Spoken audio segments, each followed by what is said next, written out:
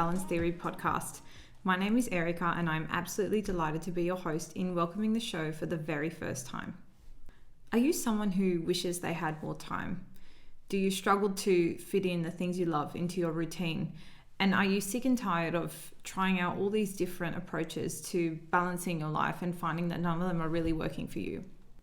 If you answered yes to any of these questions, then you have definitely come to the right place, and I'm so glad you're here. Thank you for tuning in.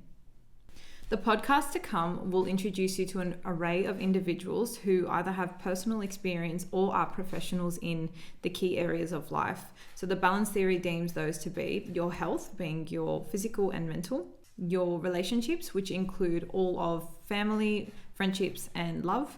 And the last category, I've decided to call it fulfillment. So that includes anything from your career, learning, studying, whether you're a full-time mom, whether you have a particular hobby that keeps you going, whatever it is for you that satisfies that fulfillment category, that's it. At the end of this episode, we're going to undertake together a critical but simple two-step approach just to get you thinking about what it is that your balance currently look like and perhaps what it is that you would like it to look like. I would recommend that you stick around and do this task with me because it's really going to position you well to get the most out of the episodes to come.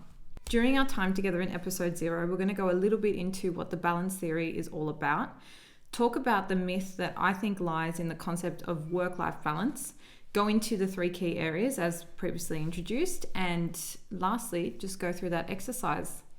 First things first, time. We each have exactly the same amount of hours in every single day. Yet some people just manage to do more. It seems that we are always strapped for it or chasing more of it. And we look at those people who seem to fit in a crazy amount of things into the day and think, how the hell do they balance everything? You can read and research thousands of articles on the concept of work-life balance. And I think that that's a metric that many of us turn to when we think about, am I balancing my life? Is my life filled with equilibrium? But an ugly truth emerged for me personally when considering this concept, and that is the concept of work and life always seem to be isolated, and it's though the two can never overlap or merge. When thinking about life in this way, I felt as though I was always selecting work or life.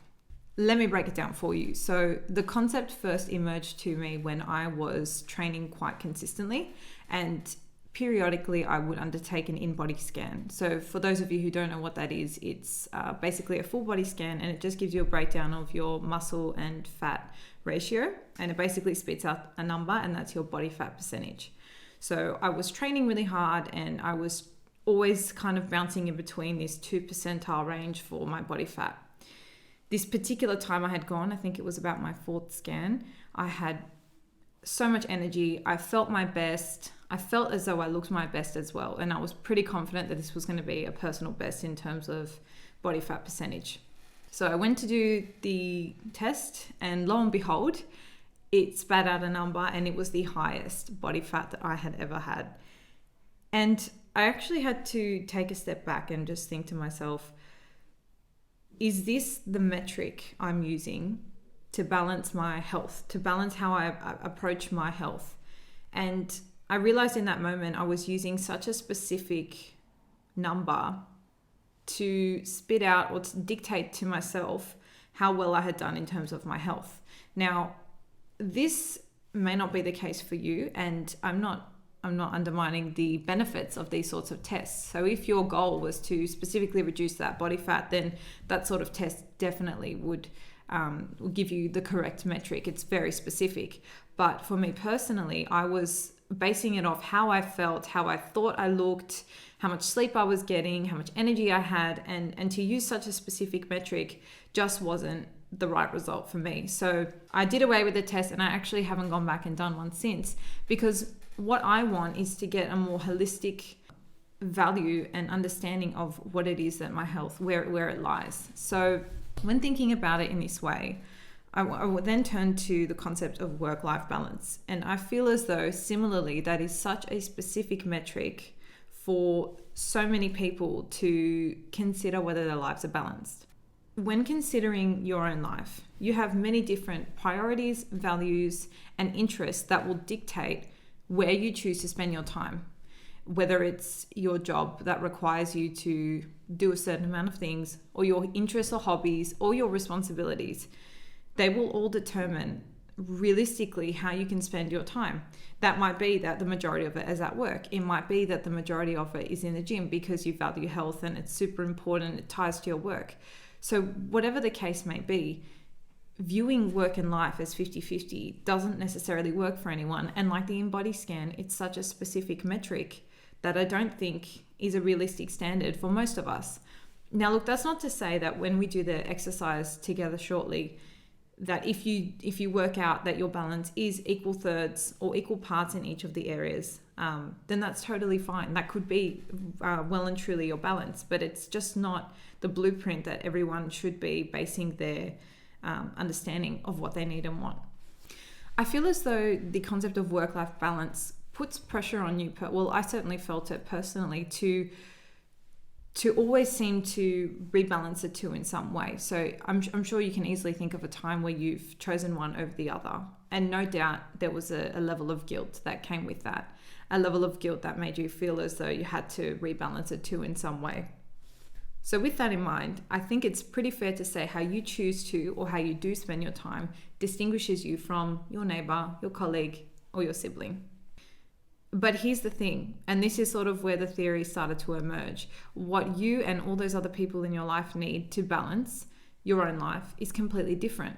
It's going to be entirely dependent on where you're at in life, what your values are, your interests and responsibilities. And this goes one step further. It's not as though you'll undertake an exercise and understand what your balance is and hooray, you'll be there at the end, the finish line. It's sort of like setting yourself goals. You will set yourself a goal and understand that that's what you want. You'll get there and suddenly your goal's pushed back or you have a new one. It's sort of like that with balance. You have an understanding of where you're at, but this time next year or in 5 years' time, your interests and your responsibilities are also going to change. So this needs to be something that you're conscious of and consistently undertaking an assessment of, so that you can be in tune with what your body needs, what your mind wants, what you as a person need to balance. So if I can make you a single guarantee, it is this: there is no magic formula that will give you the equilibrium that work-life balance promises you. And nor should there be. I mean, why should there be a single blueprint when there are so many different factors involved in people's lives, so many different ebbs and flow that will mean you'll have to sacrifice different things of your life at different times? I truly believe that one size fits all has no place here, and it truly is dependent on you tuning in and honing into what it is that you require out of life. And I know that's so much easier said than done, which is why we're going to undertake a journey here together to try and reach out and understand and get tools and tips from people who have gone through challenges before, so that you are in the best possible position, armed with all the tools and tips to keep yourself on a path that works best for you, rather than chasing an endless and an unrealistic benchmark such as work-life balance that may not work for you at all. So one thing I just wanted to reiterate, and if it's the only thing you take away from today's show, it is this: balance is not equilibrium. It does not mean that you need to have equal thirds of health, relationships, and fulfillment. Because let's face it, sometimes that is such an unrealistic standard. Most of us who have 9-to-5 jobs, that will be the majority of your week. So it's really unrealistic for you to say, okay, I'm going to spend exactly the same amount of time with my friends, my loved one, my family, and then also do all your fulfillment. Sometimes we just do not have the means of doing so. So you have to be realistic with yourself and understand that it's totally dependent on where you're at in life. So just by way of example, being quite early on in my career, only having finished my studies a few years ago and being quite involved in a couple side hustle style projects, it's fair to say that a majority of my time, or what my balance needs right now, is spent within that fulfillment category. And you might resonate with that. You might feel exactly the same way. But I think what's most important here is to consider, what is it that you do in your spare time? When you're not at work or you're not focusing on a side hustle, where are you allocating those hours? So as promised, we're going to go through this together. It's just going to be a simple 2-step approach that we're going to break up into each areas of life.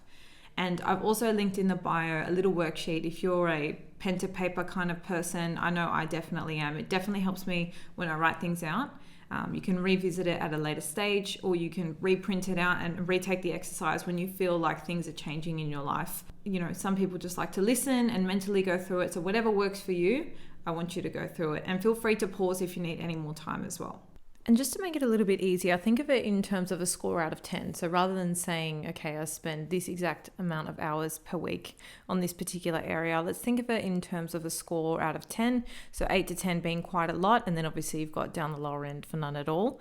And as we go through the 3 areas, you'll end up with a total out of 30.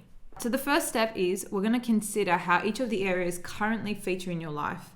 So bear in mind, this is not how you would like them to feature. It's how they are currently existing in your life. The first area is health. First branch of that being your physical health. We all know what we should be eating, how much we should be exercising, how much water we should be drinking, etc. But have a think about how much of your week is actually spent on your physical health, whether that be time in the gym, preparing a well-cooked meal. Let's leave out sleep for now. Let's talk about waking hours of the day. Just have a think about how much time you consciously dedicate to your physical health. Feel free to stop this audio for as long as you need to go through the category. Just take it at your own pace and make sure you're really thinking thoughtfully about it. The next compartment would be your mental health. So just have a little bit of a think about that as well. Do you meditate? Do you practice gratitude? Do you take the time out to train your mind or give it a rest? That could be whatever means meditation for you. I know for some people it's sitting in silence. For others it's guided meditation. For others it's reading. For others it's having a bath. Whatever it is, if you make the time to focus on your mental health, then have a little think about how present that is throughout your week. The next category is relationships. So you might be in a family, you might have raised one as a single mum. You might be single in a situationship, as they call it, a long-term relationship. And let's talk about friends. You might be a total social butterfly, or you might be an introvert. Have a think about the 3 areas, your love life, family, and friendships, and just have a think about how much time you dedicate to each of those groups. And just a reminder here, there is no wrong and right answer. It's not wrong if you don't see your family or you don't see your friends. It's just what works for you at this point in your life. So don't feel discouraged and don't feel disheartened if you think I should be doing that or I could. This isn't the work-life balance situation. There's no metric for you should be doing this or this is the standard. This is about trying to ascertain where you're at the moment so that we can work out where you want to go. Again, just hitting the pause button here for as long as you need to filter through this area. And the last category under this step 1 would be the fulfillment category. So this could be your work, career, hobby, studies, whether you're a full-time mum, whether you have picked up something like a side hustle, whatever it is, think of how much time you allot to this category. Now, most of us with full-time jobs will find that this forms the majority of our week. But if there's anything additional, things you might dedicate in your spare time that also fall under this category, make a note of it. And I also want you to ask yourself something, because as humans, we are constantly needing a sense of fulfillment. We need to feel like we've achieved something. So have a little think about your work. Does it give you that sense of fulfillment?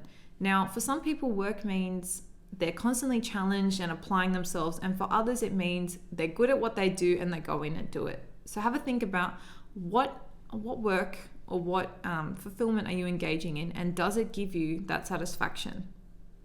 Now I want you to either rethink back or have a look at your page of the different areas, and I want you to put a little mental star or a physical star next to the categories you think, okay, that doesn't feature in my week at all, and I really would like it to. You may even notice that it received quite a low score and you would like that to be much higher than what it is. So definitely jot that down and bear it in mind.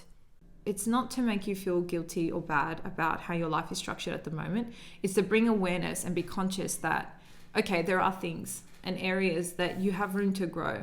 And this is exactly the reason why I wanted you to undertake this exercise with me, because as we move through the preceding episodes, I want you to be able to clearly identify, okay, If it's your mental health, you might want to implement some more rituals, or you need some tips on gratitude, or whatever the case may be. So you're going to know exactly which episodes you want to tune into, or which ones you may need to follow through with exercises if we put any up in the bios, etc. I think this is also a really good exercise to undertake, because if your score is looking something like low to mid 20s out of 30, then you have to consider there is quite a chunk of time there that isn't accounted for within the key areas of life. And whilst that might be your hobby or something else you do for leisure, if it doesn't fall into one of those categories, how does it feature in your life? And do you want that to be a practice that you continue to engage in? So if it's not something for your health and it's not something that fulfills you, it might just be worth sitting down and considering why it is that takes up a period of your time. And this is particularly important for people who want to be implementing certain things and feeling as though they don't have the time to do so. This is the grey area. These are the hours you need to tune into and really work out, what is it that I'm spending all this extra time doing? Where can I sacrifice or borrow a bit of time from? So it's a really good exercise to not only see where you're at now, but also to help you govern and organize your time better. Now, if you're someone who's undertaken this exercise and you're looking at your balance and thinking, I'm pretty happy with it, I think it's a true reflection of not only what I'm doing, but what I want, then I want you to have a little think about which areas you might want to level up, which ones you want to take to the next level. Now, growth is always when you're open to change and willing to learn more. So it could be your training routine, it could be your diet, it could be the way you engage with people. Perhaps you can take your side hustle or your work to another level. Just have a little think about if there's any areas that you see as potential growth avenues, and that will similarly give you a bit of an understanding of which episodes are going to help you the most moving forward. Alrighty, so that's step one done. Now, irrespective of whether you've noted there are areas you think are lacking that you want to work on, or whether you've noted there are areas you want to level up that are existing, or both, you need to ask yourself, what, if any, are the barriers? So if you've made a note that perhaps your mental health is not something you focus on as much as you would like, ask yourself why. This is what step two is all about. It's about jotting down any possible barriers you can think of as to why that hasn't already featured in your life at the level you would like it to. It could be that you don't have the time, which is a very common answer. It could be that you just don't know how. It could be that you feel totally lost about it and uncertain.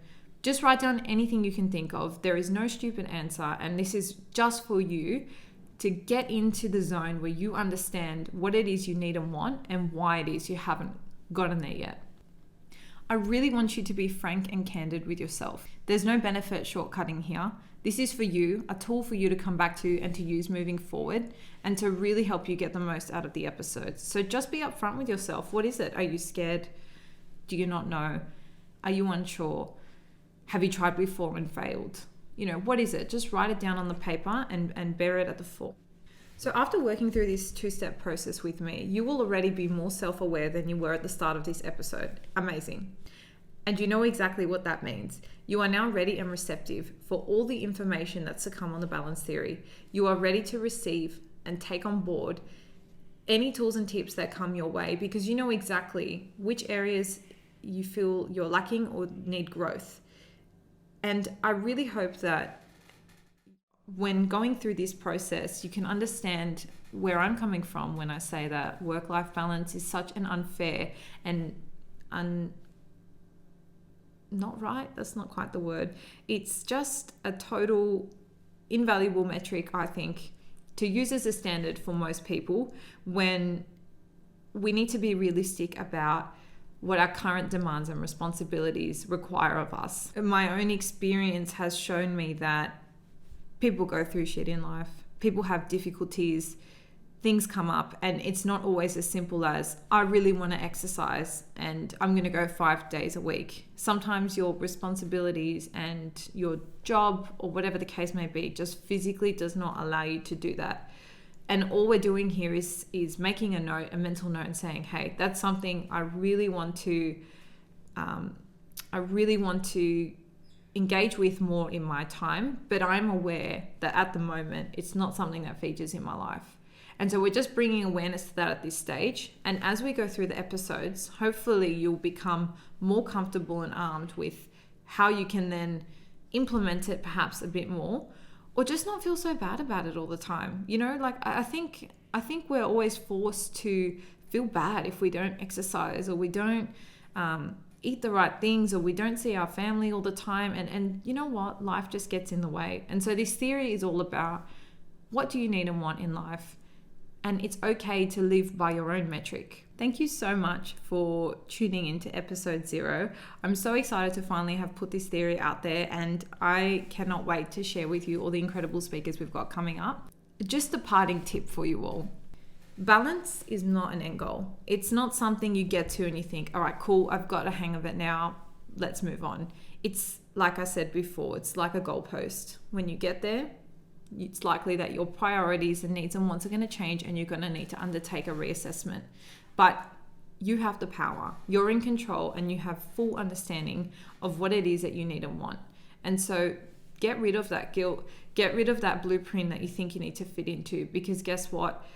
It's all about how conscious you are of what you need and want.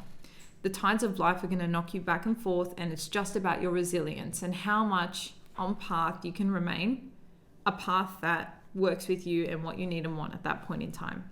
And in understanding what works for you, you'll become that person that everyone looks to one day and says, superhuman, how do they do it all? Stay balanced, and I'll see you next time.